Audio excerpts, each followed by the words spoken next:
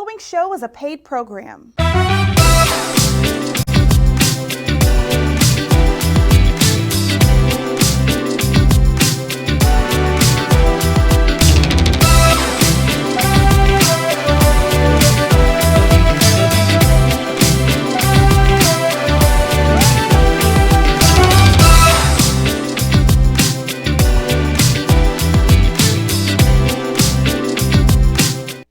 Hey family, how you doing today? We have Aaron Johnson with us, CEO of Fitness Club International, and he's an author. Hey, my friend, how you doing? I'm doing great. Thank you for asking. Absolutely. I am so glad we got together. I was reading your book. I've been talking to a lot of people about you. And friend, you've done a lot of things. How did you get started?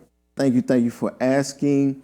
Before I answer that question, I would like to give your audience a gift. Okay. And before I start each of my fitness programs, I teach my clients how to breathe properly. All right. So before we get started with the interview, I want to show and I want to do a demonstration on how to breathe properly. All right. So if you're watching in that now, camera right there, just how to breathe properly. if you're watching now, my name is Aaron Johnson, fitness coach, fitness trainer, and author. I want to do a demonstration on how to breathe properly. All right.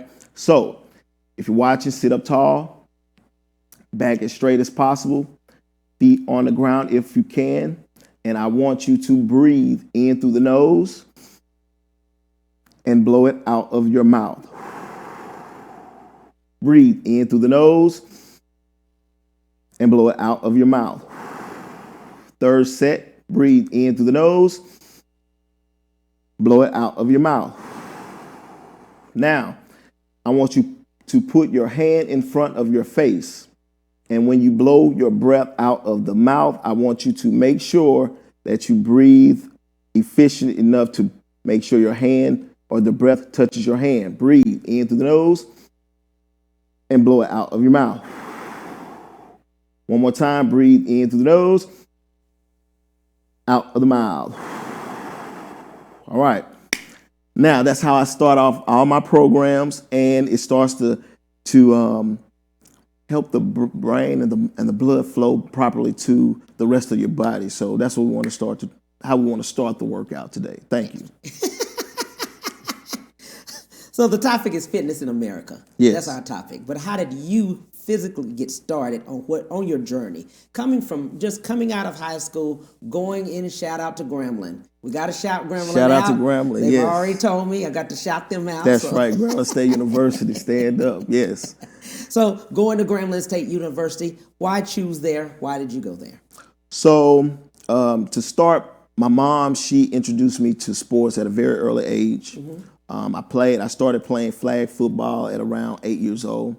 And then from there, Pee-wee to elementary school to high school to middle school to high school, I've played sports and I've been an active person. And so the first time that I began to train, my brother trained me. My brother Troy, oldest brother Troy, took me to the gym, introduced me to just a regular aerobic workout. I was too young to lift weights, so we just did some basic fundamental training. And I enjoyed the experience. I got sore. I felt the burn. And I decided from that point on, or that was a deciding point from me to enjoy fitness and get into fitness for the rest of my life. And so coming from high school, I played two sports. I played basketball, football, and I was recruited out of high school for football to play at Grambling State University. Coach Doug Williams, Super Bowl MVP, he recruited me out of high school from Shreveport, Louisiana. I was an hour away from Grambling, but Coach Williams and Grambling State had never heard of me. My oldest sister, Tracy, was going to Grambling at the time. She had a friend who knew Coach Williams. My sister's friend decided to take my high school highlight tape to Coach Williams personally, sat it down on his desk. He watched it. A couple weeks later, they offered me a scholarship to go to Grambling and play college football. But in that, so you were at Grambling State, you were playing football at this time, then what happens? So Because of my size, I was a little bit undersized. I had the speed, I had the strength, because of my workout habits. And so my freshman year, I was a starting wide receiver, playing in the slot. And during the spring black and gold game, I tore my ACL. Whoa. So the previous play, I caught a touchdown, scored the touchdown. The referees called the play back. The next play, the quarterback threw me the ball again. I tried to make a move on the defender, tore my ACL, and from that point on, it sent me down a different type of workout and rehabilitation journey. And so that's really where the rubber met the road, because previous to then, working out was fun. It was an activity that you do for 3 times a day. We were working out 3 times a day, and so there was no problem. But then when you get hurt, you have to go and start from ground zero, and not only ground zero physically, but ground zero emotionally, ground zero spiritually, ground zero physically. And so that's where the learning, that's where the education really started for me, because I was the best. I felt myself to be a competitor, and I wanted to get back to that point. And so that's really where the workout and the education started for me in regards to health or fitness and exercise and wellness. Let's go back to that. When you find out that you've torn your ACL, that's really a lot of champions. That's their thought process. The world stops, right? Correct. And so at the time, this was 2002. I only knew of one football player that had torn their ACL. It was the running back for the Atlanta Falcons. All right, Jamal Anderson. He tore his ACL, and his value to the team went down. Right. And you really never heard from him after that point. And so that was really my only reference of an ACL injury. And so when I started to do the research, I started to see the rehab times was a year of rehab, which meant that I would miss 1 season, possibly 2 seasons of football, which is unheard of, and then still have to work my way back to the top. Right. And so that was a very depressing time. Right. Lots of athletes all over the world go through this particular phase. And so not only did I have to learn my way out of it, I had to work my way out of it, of that mental depression, of that physical dysfunction. And so that's, again, I can say those were basic timelines where health and wellness and fitness became really a sticking point in my life. Absolutely, absolutely. I'm glad you said that about depression. We don't admit that as far as depression is concerned, as far as in sports, a lot of times. Right. And after an injury, and that happens, because the first thing they tell you, of course, we don't think you're going to be able to get back out there again because you're trying to get drafted. I mean, you're not just going to college and get a scholarship, and really many people that really are trying to do it, they're trying to get drafted. That was the goal. Correct. But at this time, ACL, you've torn it. Yes. So let's talk to people when they do hit that depression. What do you do? So at the time that it was happening to me, I was more trying to keep a positive attitude. Okay. Good. So you go from scoring a touchdown to not playing again. Right. The person who takes my position starts to now score the touchdowns. Right. Everybody is screaming and hollering, and You're on the sitting there sideline watching this. Yes. And it's a really and my mom introduced me to God, right? Yeah. So God, you having a conversation with God. God, why? Why? Yeah. And while you asking why, he's still scoring touchdowns. Yes. He's breaking Jerry Rice's record. Shout out to Tremont. And then he eventually 2 years later goes to the NFL. Gets drafted. And he gets drafted. And I'm rehabilitating my knee, but not only my knee, but my mind. Yes. And so through the lowest points, I thought about suicide. Yeah. I mean, because you go months upon months. And now what I understand is energy levels, your vibratory frequency after months and months of depression tends to weigh on your health. It weighs on your thinking. And so it weighs on how you treat other people around you. And so I was watching myself closely. Not that suicide was serious, but it was a thought. Absolutely. And so working my way out of it, going to practice every day, still working out with the team, still having to fulfill my scholarship duties. Right. And so I'm on scholarship.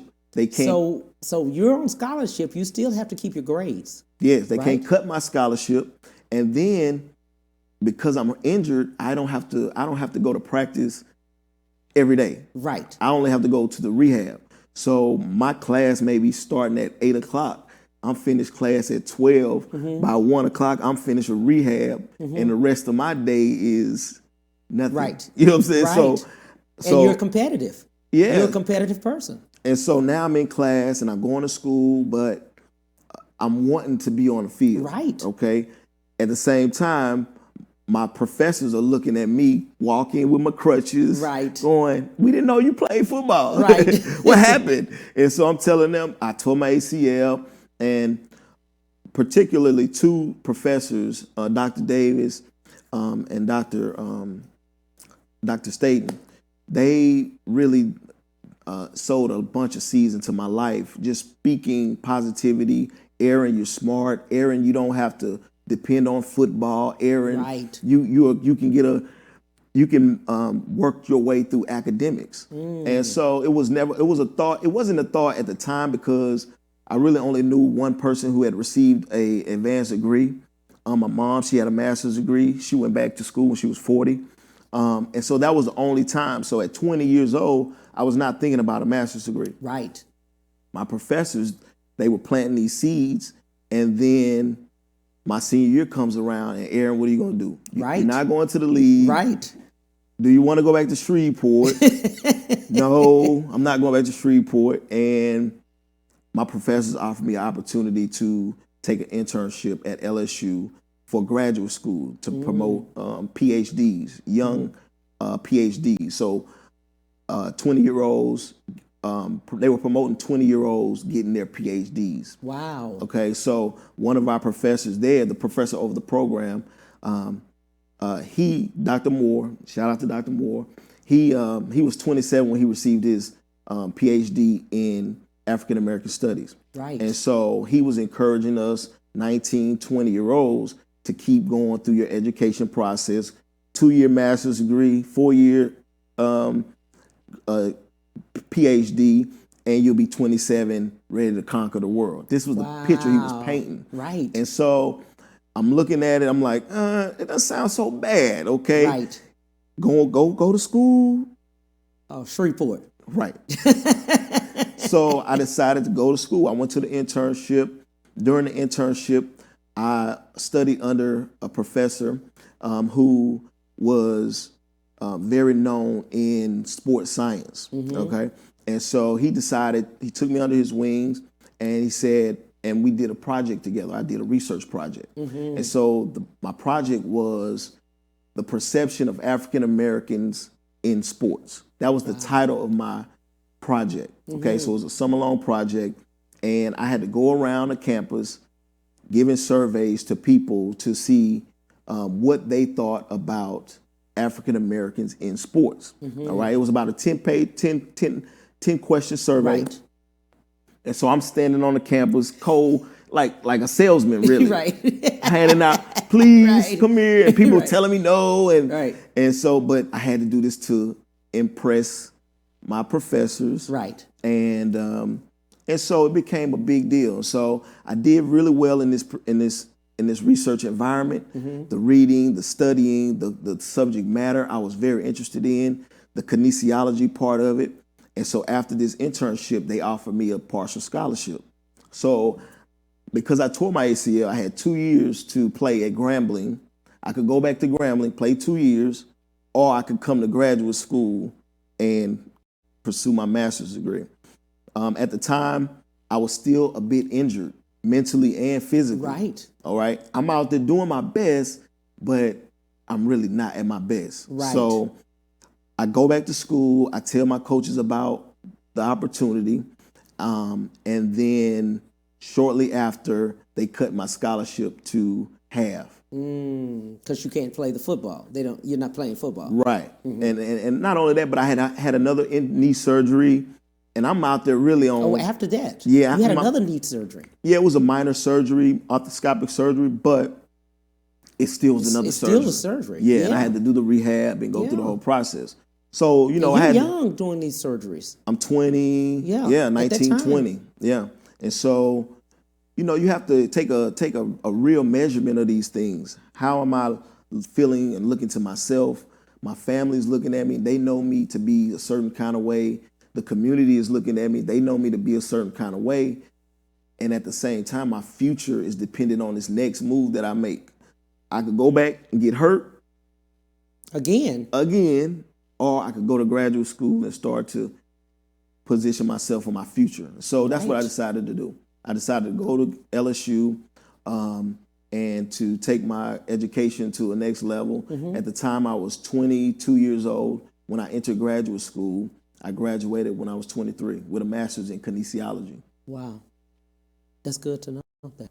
Thank you. Wow. That's a journey in itself, because many times you'll get to the point, you'll keep having surgeries at a young age and maybe not be able to walk. Right. Let's say 40 or 50. You know what I'm saying? Because of the body. Exactly. And a lot of times as athletes, yeah, we will put that on your body. On the first, that in the front of the mind versus how will our body respond at 50, at 60, at 40 years old. We don't really think about that. Don't. Let me get the surgery. I'll be back on the field. Coach, I'm ready to go. Right. That's the attitude. Yeah. And so, because you're young and your body is able to snap back quicker because you're young. Right. But what will the long term be?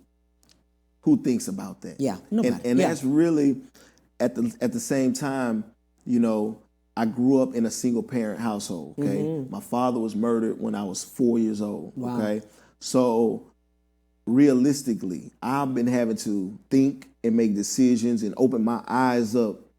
Right. To the next steps. Where am I going to be in the future? Versus sometimes people don't have to make that decision so quickly. And so they can sit back and their parents can do things for them. And I didn't have that luxury. And so I had to take a real good look at who was going to buy my shoes for school. Right. Who's going to buy my clothes for school? I need new clothes. Everybody has new clothes. Right. Mom, she has 4 other kids. So I took it upon myself to get jobs early and to become responsible early, and so that I could help myself and build myself up. And so that's another reason why things happen so early for me as well. I'm glad you said that, because I'm glad you're speaking on that, because now you're speaking to parents, based on the thought process of the surgeries. Because the doctors as well as coaches are going to say, you're going to be fine. Right. But you never know down the line what that fine will be. You know what I'm saying? Now, so imagine going through what I went through, right? Yeah. And then going into graduate school, kinesiology. I'm taking sports psychology classes. I'm taking entrepreneurship classes to show how the business industry works. Right. And they show me how to repair an injured mind. Right. How to exercises to do in order to help an injured person build their self-confidence, build their motivation. All right. And then I'm thinking about this. I'm thinking about what happened to me, and I'm going, how many other college athletes, high school athletes, and younger athletes go through this injury process? Right. And they have no information, very little information about how to recover themselves mentally from this. And so, and then understanding the competitive nature of sports, when the coaches and your scholarship is on the line, you're a professional athlete, your job is on the line, your family's on the line, and you have to make a decision between my injury, physical, mental, emotional, and going back on the field and risking more. And so that it motivated me to educate kids early. All right. So not only for athletic kids, but for younger age kids. So I started a fitness program after I graduated with a kinesiology degree. I started a fitness program for kids, not athletic kids, but just regular kids, to show them how to build their confidence, how to become more motivated, how to exercise properly without overtraining, without injury, and to prevent injury. Because this is the psychology of what we're talking about. Right. How to not to spiral into that. Because once you have a surgery, once you have this injury, there's a mental dysfunction that goes with that. Right. Let's do this. Before we go for the break, let's show the video of what you do right now and the seniors that you work with. Let's show the video, and then we'll go straight to the break.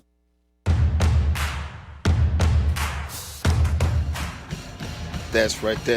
Aaron Johnson Fitness Club. We got Carol on the treadmill, lean and mean. That's right. Making me sweat, Aaron. I'm making her sweat today. Friday, 5:30 workout. What are you doing at 5:30 on Friday? Probably at a happy hour. We're getting it in. Let's go.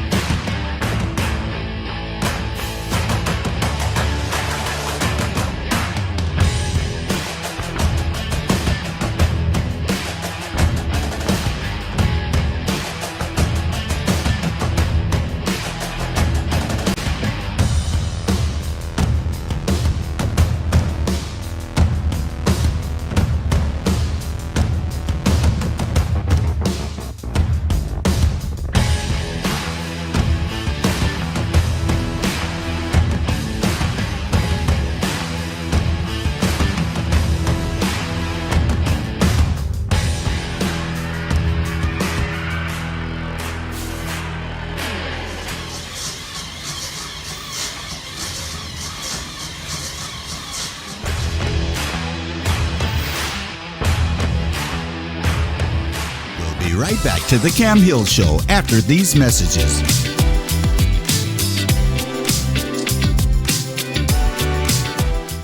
Celebrate the month of love with a well-appointed yet elegant SUV from Ron Carter Cadillac. Drive the new 2021 XT4 Luxury Collection for $319 a month, the new 2021 XT5 Luxury Collection for $399 a month, or the new 2021 XT6 Luxury Collection for $459 a month, all for 39 months lease with just $1 down. Gulf Freeway, just 2 minutes south of the Beltway.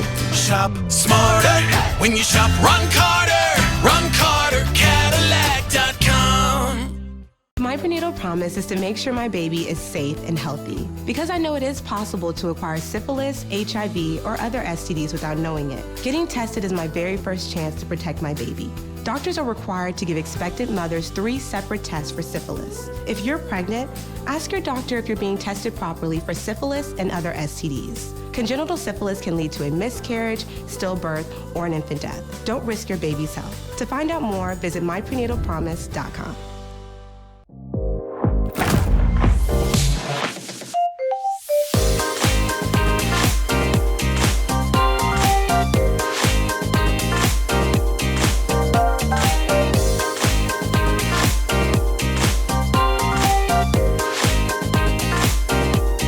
Amazing things for you. And now back to the Cam Hill Show.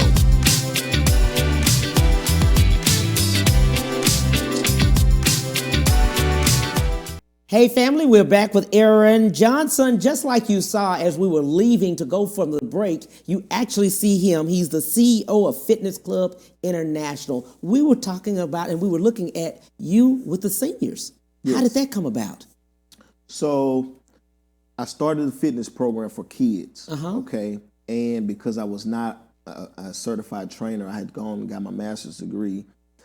I knew the theories, but I wanted to get a first-hand look at people in the field, on the ground level. What were they struggling with? What things were the common person dealing with in regards to their health and wellness? Because the statistics say you start a program, 14 days later, you're not in a program anymore. I love fitness. So I'm trying to figure out, why are people not interested in working out after 14 days. So long story short, I was in Baton Rouge, started my fitness program, and then I moved to Dallas. And in the time that I moved to Dallas, I was homeless for a few months. And during this time, I was sleeping in the parking lot of 24 Hour Fitness because there were cars there every day. Nobody noticed if my car was there overnight. Wow. And so one of my best friend, his sister called. She said, she was in Dallas. She said, Aaron, why don't you become a fitness trainer?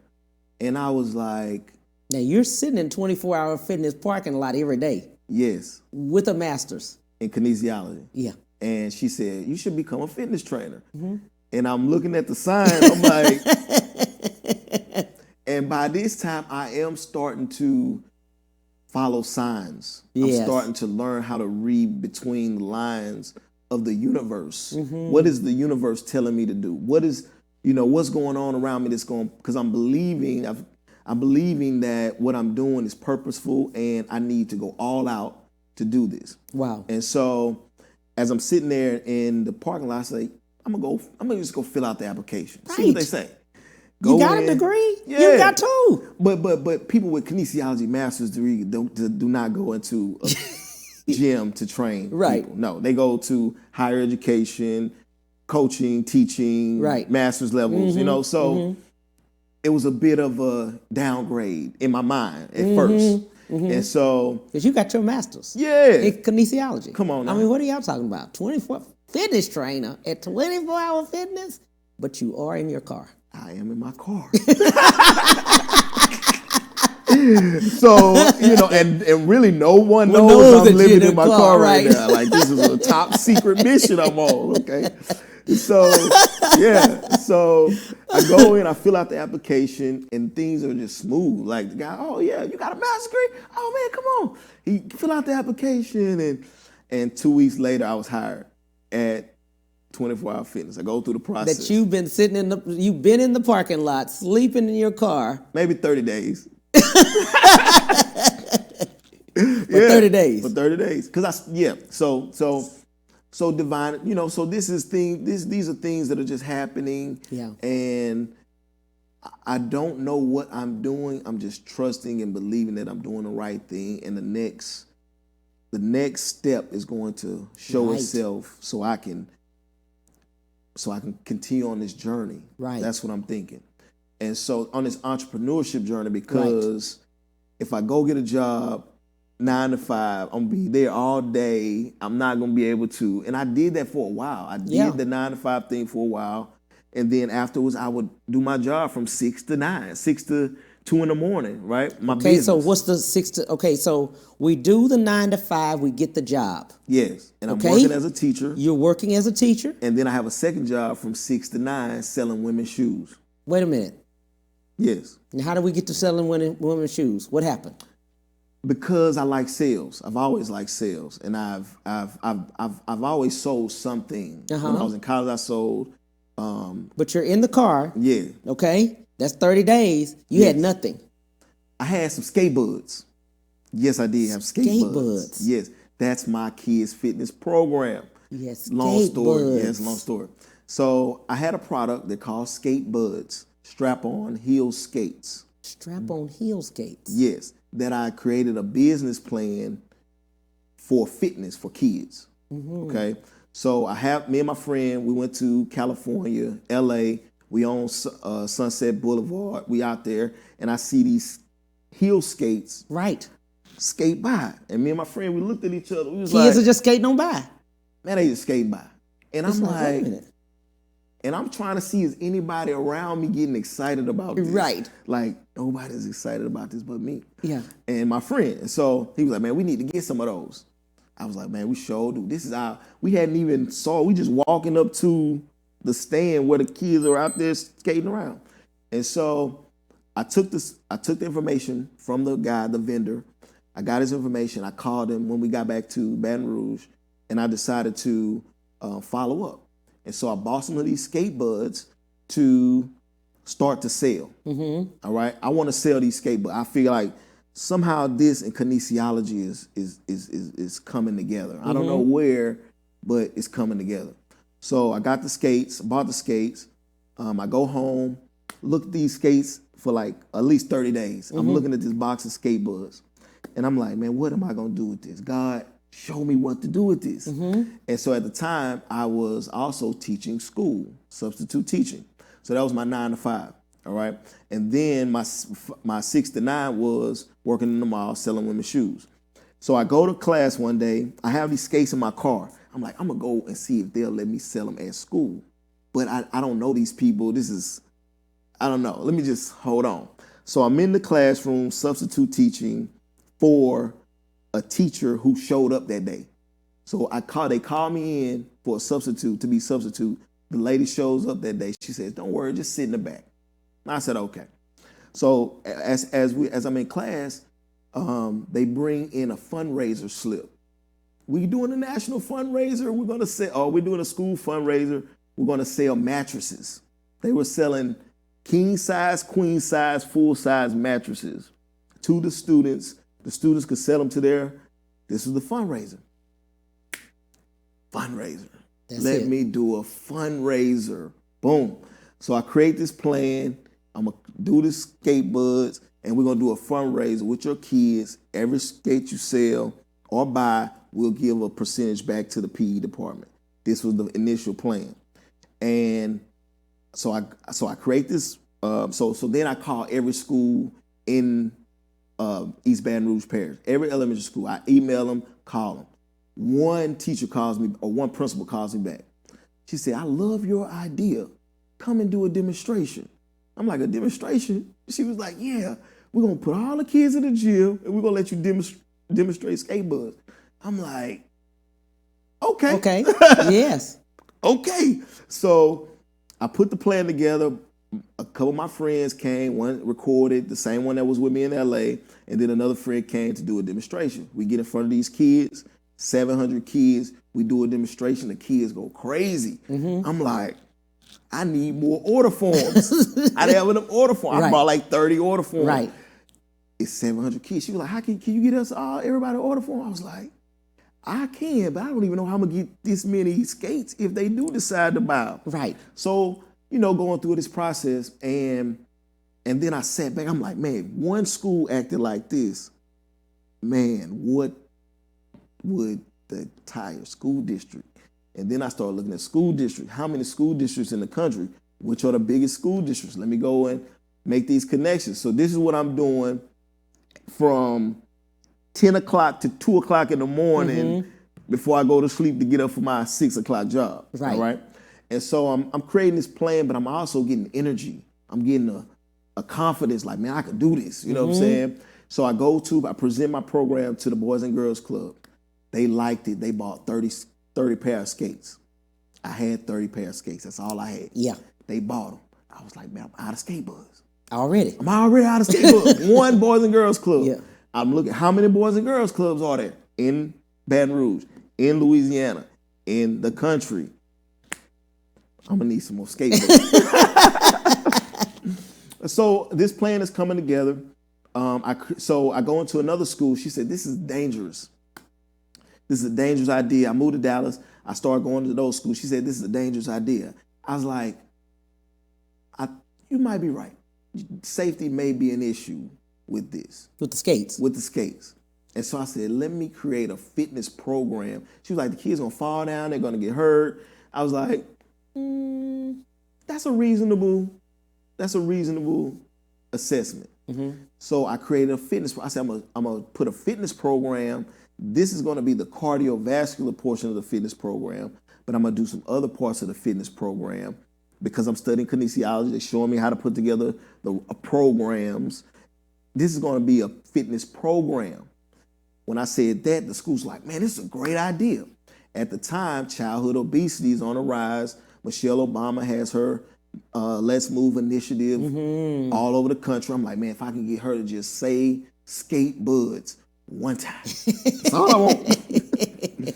It never happened, but the process was like, so, just trying to, just in my mind, creating this idea of what if she says it, then you need 1 million skate buds. Yes. Now you need, how do you put that together? Hold up. This is a problem. So before I talk to Michelle Obama, let me see how the manufacturing process goes. So you have to go through these different stages of knowledge and understanding. And when the lady said it was dangerous, I decided to go into the fitness training to see I wanted to make a perfect fitness program for the kids. And I really did experimenting with the 50 and older, or the people in the gyms, because as I go in the gym, I'm seeing they're doing a lot of things wrong. Right. Like, just from my knowledge as a athlete, I've been training all my life.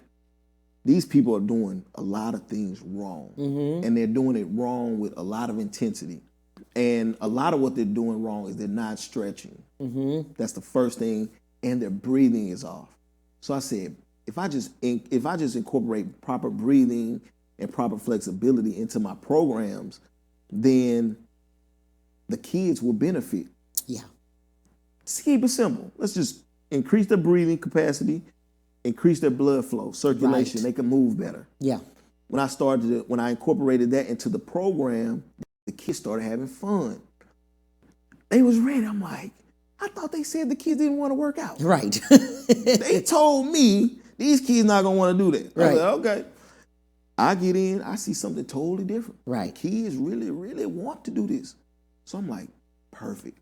I create this program over time, going to the Boys and Girls Clubs in Dallas. I volunteered for, I was volunteering like maybe 6 to 8 weeks, 12 weeks at the most at each club, at each Boys and Girls Club in Dallas, with like 14 clubs. So for a year, I went around volunteering for free to these clubs to see if my fitness program would work. Yeah. Let me see if it'll work. Let me see how the kids will respond. Let me gauge their response. So I get the program together. I spend a summer with the Boys and Girls Clubs, and the kids, they gravitated towards the program. The skate buzz was a no-brainer because of what happened at the elementary school. Right. I knew the kids were going to do the skate buzz. Oh, absolutely. But I wanted them to understand fitness, understand wellness, understand health. And because childhood obesity was such a problem, and because I was substituting in these PE classrooms, I was seeing they just throw the balls out there. Kids have an option Right. on if they're going to stretch and work out today. And 99% of the time, the kids they're not going to do it. Right. If they have an option. Right. So I wanted to create a program that was fun, that would keep their attention, that they would learn and grow from it. And so that's what I did with the Skatebud program. And I did a lot of my research through the gyms, working with older adults to see what they were doing wrong, to see why they were disliking fitness so much. And the answer to that question is that 90% of the people that were in the gyms had never had a correct fitness program. Right. They had never been introduced to correct fitness training. They were just grabbing things from, including the trainers. So, for example, you hadn't worked out in how long? Well, when was the last time you worked out? And then see, now you throwing me under the bus. I ain't gonna throw you under the bus. How you did This is that? how this is how I do my we were interview. friends This is how I do yesterday. it. But say for instance, I'm in a workout with a client. Yeah. And they hadn't worked out in 20 years. Yeah. All right. And I hear a trainer say, "Oh, you hadn't worked out in 20 years. Now you come 5 days a week." Not understanding how the body works. Right. Not understanding how the physiology of the body works. And so you can't go from a potential position to moving kinetic position without a proper processing. Right. And doing it within reason over time, starting with breathing and flexibility. And so the trainers weren't promoting this at the time, 10 years ago. It's getting better now. More information is coming into circulation. But a large majority of my clients' injuries resulted from not being flexible, not having the proper blood flow, improper breathing, which means the blood is not receiving enough oxygen, and deep breathing. And just those two things alone would prevent 80% of the injuries and the capacity that's happening with people in America today. Absolutely. Let's talk about your book, Don't Be a Dumb Jock. Right here, the book. Let's talk about it. Let's talk about that. How did it start? How did you decide to write a book?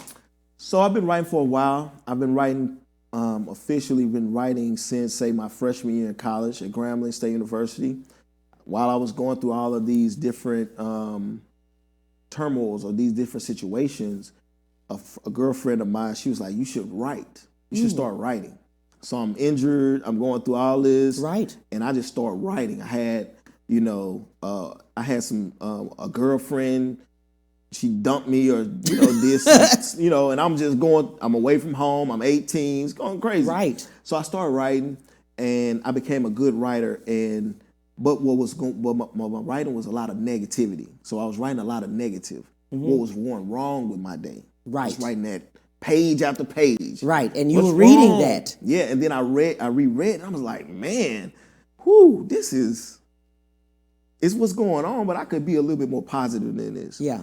So then I started to write. So say I did that for maybe 2 or 3 years, negative writing. The negative writing. Based on she dumping you, you're hurt, you're not being able to, be drafted. You already know this. What are you going to do with your life? All of that. School sucks. Exactly. All of that. Exactly. And so you're rereading this over and over in your mind. Yes. And then I was like, man, this is negative. Like all of this is negative. And I got some good things going on, but I'm not writing about them. Right. So I started writing about positive things that helped, things that were good, that were going good during my day. Right. And so I did that for a few years. And during the Colin Kaepernick situation, where the NFL athletes were taking a knee, or Colin Kaepernick was taking a knee, and the protest with the NFL was going on. Right. I was building my businesses for 10 years, 8 years or 9 years before that happened. So I had turned off TV. Like, I got to turn off the TV because I don't have enough knowledge in my brain about how to run this business just in case Michelle Obama says skate buds. Right. How am I going to figure that out? Right. Turn off the TV, start reading. Yes. So I've been reading. And it just so happened that I took a peek into, like I was passing by the TV and I looked into what was going on and I was like, And then I got to the computer, Googled it, what's going on with the NFL? Look, okay. So I see Colin Kaepernick and I'm like, he's setting himself to be blackballed. That's my first thought. But I understand where he's coming from. I appreciate where he's coming from. I appreciate him using the platform to do this. And then it was like, why aren't the other athletes doing this? Like, because, real story, when I moved to Dallas, I was living in my car. I was getting pulled over at least once a month. Getting a ticket because I had a Lexus, because I had a nice, at least this is what I think. I was doing some things wrong, but I had about 12 tickets that I was responsible for paying. I was homeless. How am I going to pay tickets and I don't have a place? So this is what's going on. And I wasn't making any excuses, okay? But I noticed this is what was going on with me. So as he was doing what he was doing, I was like, he has a good cause. They're gonna rip him, but I appreciate his effort. As I'm working with my 50 and older clients, I go into one of their homes and the TV was on, big screen TV, the athletes, CNN was on, the people are watching, and my client, she was a 75-year-old white woman, she said, Aaron, what do you think they're gonna do? Hold that thought. We're gonna take a break and we'll be right back because I want to hear all of this put together on the Cam Hill Show. We'll be right back to the Cam Hill Show after these messages.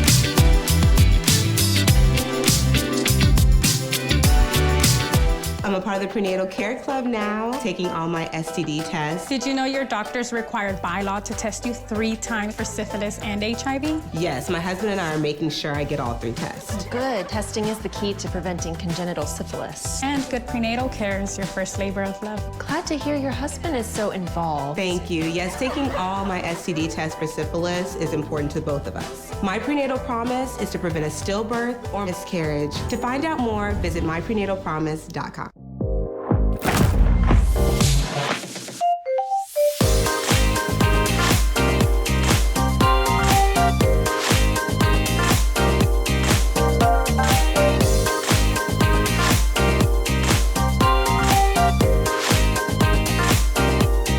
amazing things for you. Celebrate the month of love with a well-appointed yet elegant SUV from Houston's exclusive Cadillac to your door dealer, Ron Carter Cadillac. Drive the new 2021 Cadillac XT6 Luxury Collection with first-class seating for 7 for only $459 a month for 39-month lease with just $1 down. Gulf Freeway just 2 minutes south of the Beltway. Shop smarter when you shop Ron Carter. RonCarterCadillac.com. We'll be right back to the Cam Hill Show after these messages.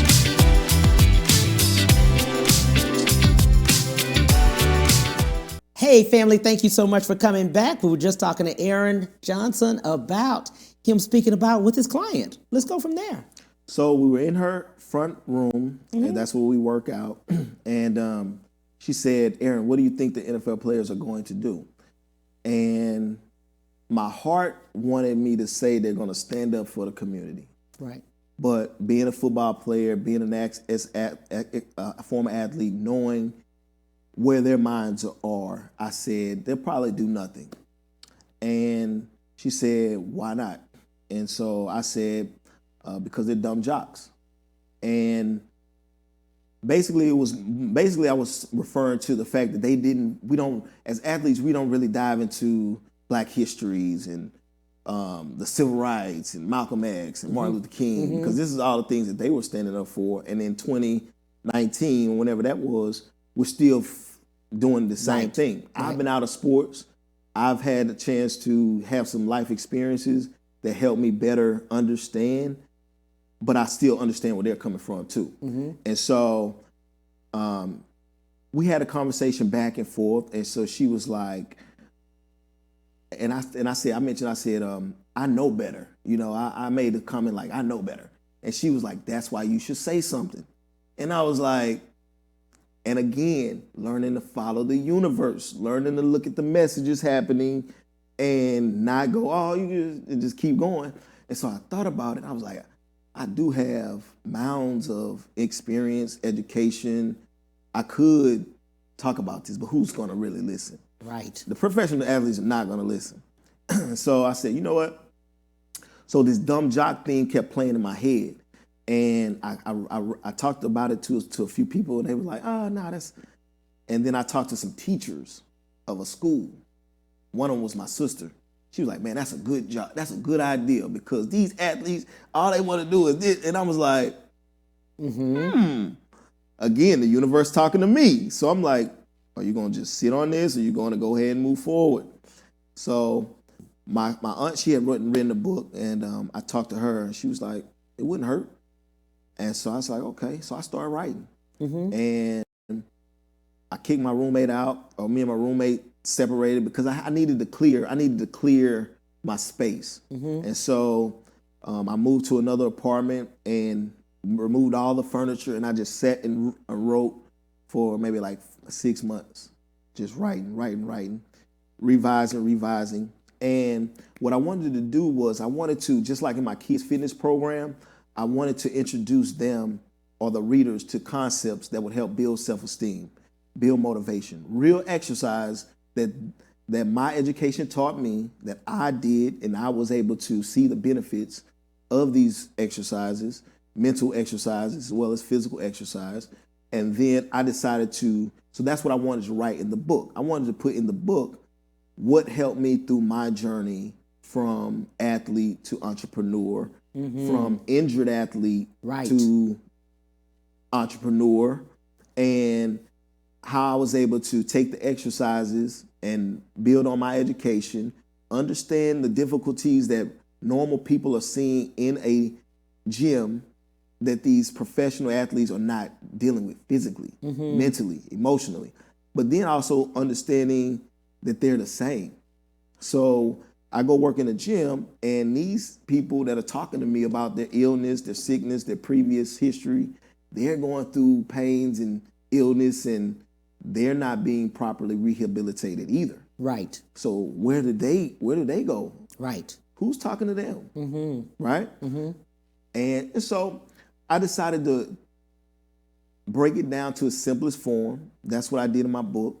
I'm breaking down stories in my life, that some of which we talked about, and explaining how through sports psychology, through kinesiology, how the body responds mentally, physically, emotionally, your nervous system, your muscular systems, they all respond, or they all are affected by your injury. Right. Whether it's a physical injury, whether it's a mental injury, whatever injury it is. And so that's where my book is going at this point. Absolutely. I'm so glad for it. And the name, that's how it came up, the actual name. So that's how, so the name comes up, but the dumb jock part is, dumb jock is really a term that academics use when we argue, is that word possible or not? And I'm gonna give you an example. So in kinesiology and exercise science, when you exercise the body, the mind gets stronger. Mm-hmm. You become more emotionally aware just from exercise, okay? We talking about athletes starting to exercise at 5 years old, 15 years old, 25 years old. We teach these athletes how to prepare for game of life. Mm-hmm. Not only game of sport, but the game of life. And so these techniques that we're teaching them, hard work pays off, emotional intelligence, perseverance, overcome obstacles, coping with failure. These are things that we teach 5-year-olds all the way up to when you're playing sports. The normal person, the non-athletic person, may not get these innate lessons until much later on. Right. All right. And so, and I started to understand this inside of the gym. I'm seeing how people are having time coping with things that from their childhood, and they 60, 70, 50, 40, 60. I'm like, how or why? And so I started to dive more into that, and just understanding that there's no recourse. Like I'm telling you, most people have never been trained physically right, properly. Well, they haven't been trained mentally right either, through my experience as a fitness trainer. In sports, we teach you proper mind, proper body, proper discipline, emotional intelligence.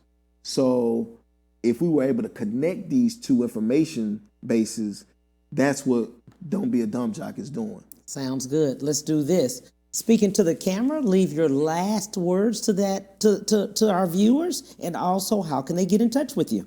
All right, Aaron Johnson Fitness Club. It feels great to be in shape. You can get in touch with me at all social media sites at Aaron Johnson Fitness.